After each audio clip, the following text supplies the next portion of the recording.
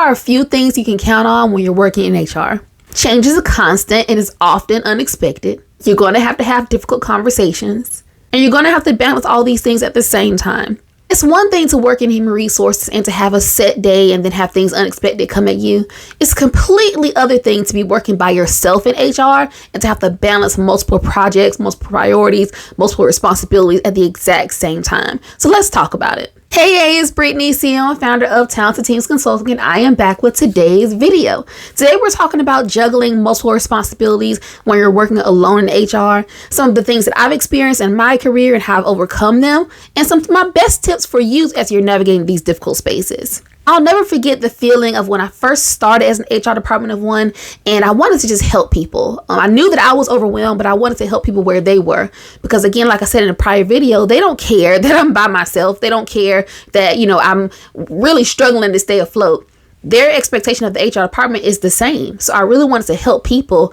And in that process, I found myself overextending and being overly accommodating, and that was to my detriment. If you're in that same space today, you understand how it feels. Your goal is to be helpful to people, to be a resource to people. But what actually starts to happen is that you start over-promising, sometimes under-delivering, and then it starts to undermine your credibility. If you know what it feels like to spend so much more time on things that don't actually belong to you, things that really could be done by somebody else, or things that you could be training people to do to handle themselves and be self-sufficient, then you're in the right place. Going through these things myself and what you're experiencing as well, you know that it's important to set boundaries. But how do you start to set those boundaries? How do you know when to set those boundaries? And what steps do you do to make that actually happen successfully? If that sounds like you, drop a comment down below. Tell me in one word how it feels to juggle all these multiple responsibilities. I'm curious to see what you come up with. When you're working alone in HR, sometimes we don't really have the luxury of telling people not yet or not now.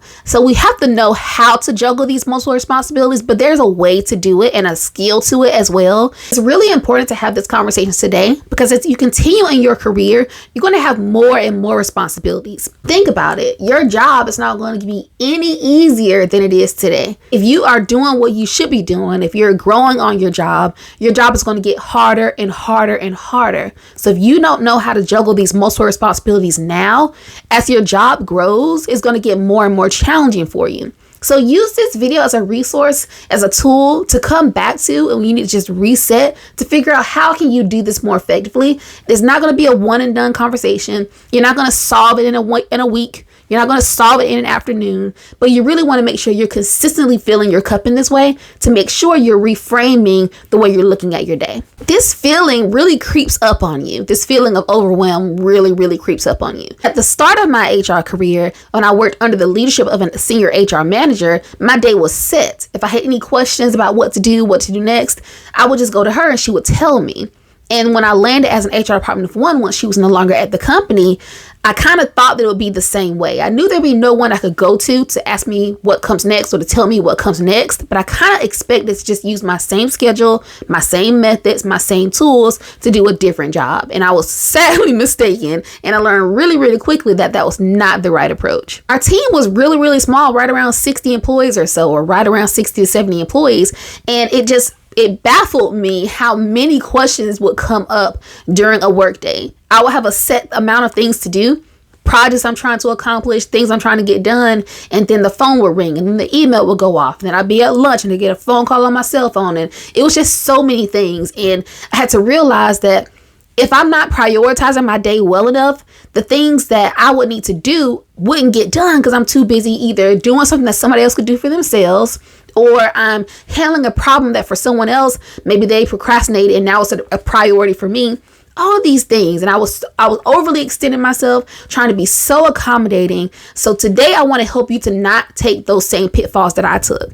I want to help you to juggle these priorities in a satisfactory way, in a way that you can actually feel good about, you can sleep well about, so that when you go throughout your day, you don't end up dreading your job. My number one suggestion for being able to balance these multiple responsibilities is to plan your day out. This is the number one way that you can protect your peace over everything else. The reason why I say this is that it's so easy to be able to say no or not yet, or maybe later, or maybe at this time if you're working from a plan. If you don't have a plan, if you don't have anything written down, if you're not working from something, anything goes. And also, if you don't have a plan and you say no or not yet, it makes it seem like you're just not being a team player. You just don't want to do it. You just don't know how to do it. And none of those might even be the case. But again, if you know you're working on something that's very time specific, if you know you're working on something and you know the priority of the thing you're actually working on is greater than the thing you're being interrupted with, it gives you that peace, that prioritizing experience to be able to say, listen, I'm working on this right now. I've got to get this done within the next 30 minutes to stay on track. Can you come back in 30 minutes? Or can I talk to you at the end of the day? Or can I call you back tomorrow? All these things are important for you to say, but you know that because you're working from a plan. You're not just saying things because you don't want to do it at that time. Also, when you're working from a plan, it helps you to know what is most important at that time. For example, if you know every month you got the same 2 projects or the same 2 meetings that happen, and once a quarter you've got this great thing that happens, and then once a year you got these things happening. If you don't have those things written down somewhere, that month is going to come, and even though the same 2 things happen every single month, if you're not planning for it to happen, it's going to sneak up on you. And then we've got these multiple priorities, these phone calls, these emails, these interruptions. And you're going to get right up against that deadline and realize, gosh, why didn't I do it? Because you didn't plan to get it done. So you've got to make a plan. And it doesn't matter how you make that plan. We'll talk about that a little bit later. But having a plan is non-negotiable. If you're working by yourself in HR and you don't have a plan written down, something that you're working from, you're going to have a really difficult time. Now, don't get me wrong. Not everything can be written down. There are a lot of interruptions in our day. There are a lot of things that we cannot anticipate. But remember, in a prior video, I talked about controlling what you can control. When you have a plan, it helps you to approach the interruptions that you get, the phone calls, the interruptions of people coming into your meetings and whatnot. It helps you to handle those with a better sense of urgency, with a clearer head.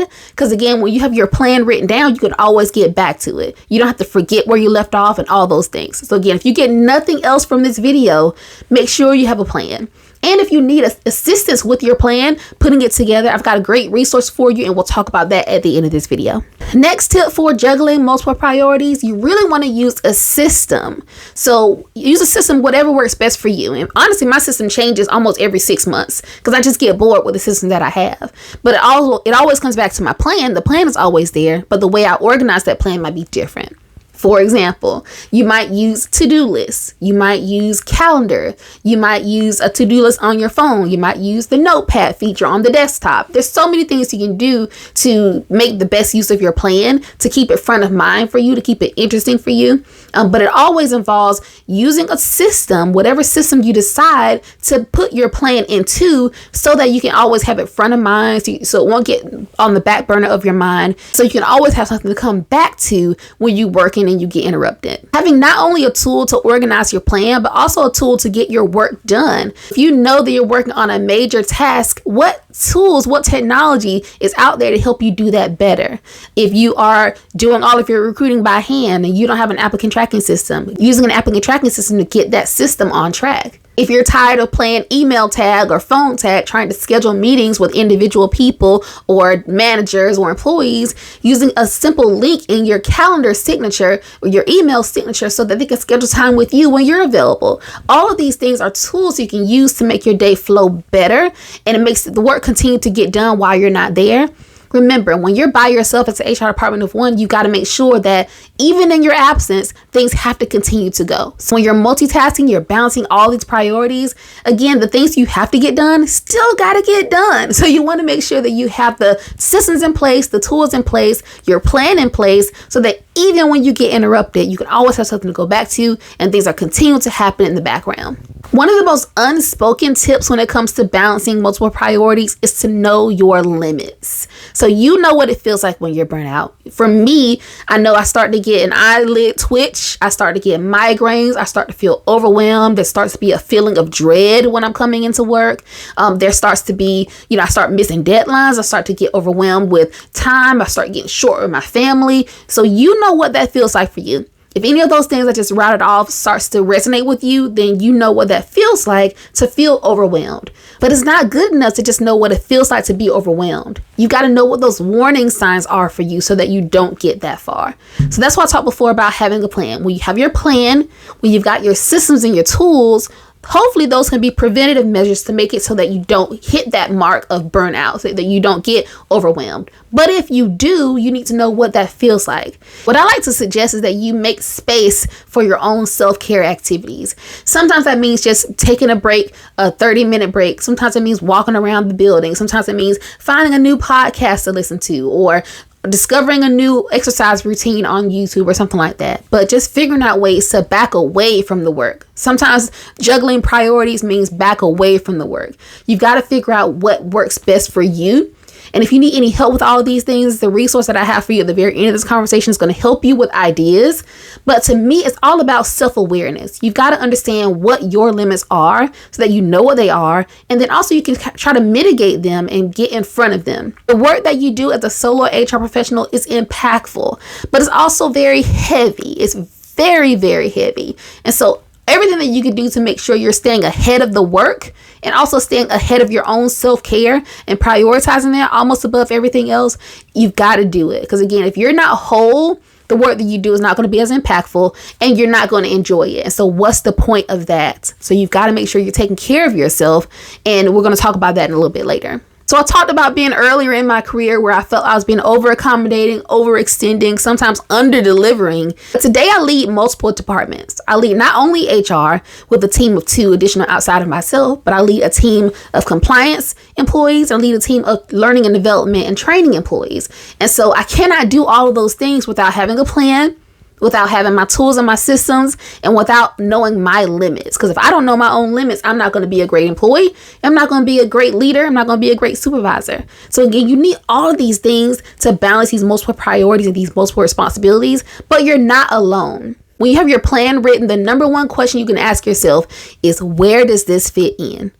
Where does this fit in? If it doesn't fit, if it seems like if someone else could be doing this, if there's someone else that you can delegate this to, if there's a different time you can delegate it to, then do that thing. But always ask yourself, where does this fit into your plan? Because it should all make sense. If you need assistance putting your plan together, getting your plan together, and mapping out your entire year, your weeks, your months, I have a great solution for you. Based on all of my years of experience and the things that I use to help me to not only maintain my day, but also to grow my career, I created the Thriving in HR Planner. It's a 170 plus page planner that gives you not only calendar pages, monthly, annual, weekly, but it also breaks down every single week by HR discipline so that you can look back over your weeks and say, okay, well, gosh, I've been spending a lot of time in recruiting or staffing, but I've not really been spending any time in employee development, or I've not been spending any time in compensation, or I've not been spending any time in benefits, and we have open enrollment coming up or something like that. I found that it helped me as an HR department of 1